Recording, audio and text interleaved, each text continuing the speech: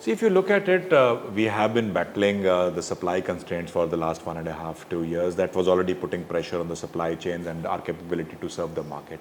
Parallelly, if you see last 1.5 years, the demand has really shot up. There was a lot of latent demand, and with the move towards personal mobility, I think the demand is at an all-time high. So I wouldn't say it's a bad situation to be in. From speaking personally and selfishly from a company point of view, it's a good situation to be in. But at the same time, it's important that the situation improves quickly, because demand and customers' demand can be fickle.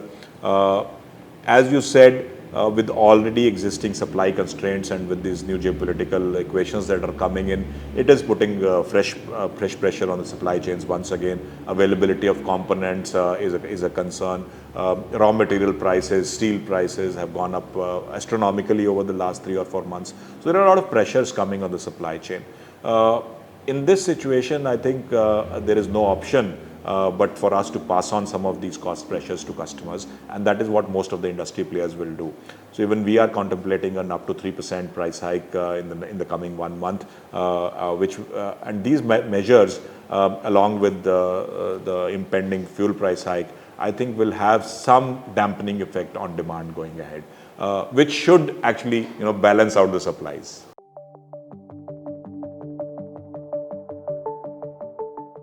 See, the options, first of all, I think is, from a customer point of view, to make sure that you communicate with them, because the waiting period on some of the variants are as high as 4 to 5 months.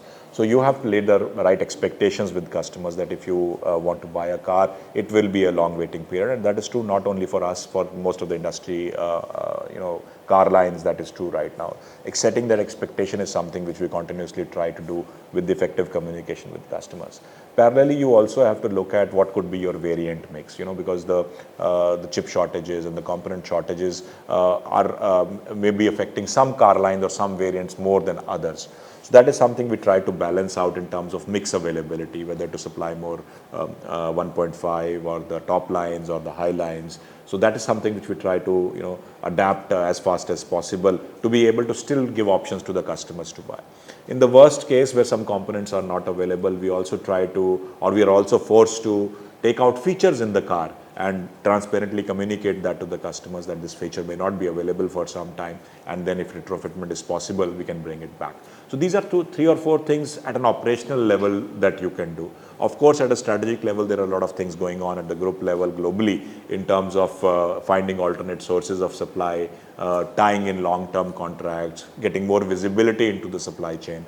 So those are anyway strategic things which continue in the background.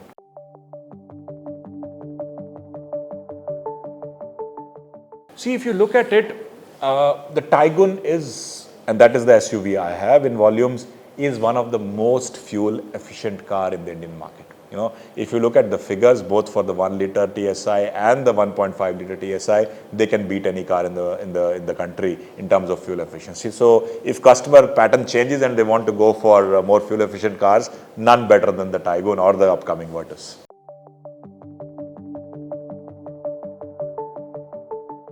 See, of course, definitely. We are part of a global supply chain or a global, kind of a market, especially with the Volkswagen Group being present all across the world.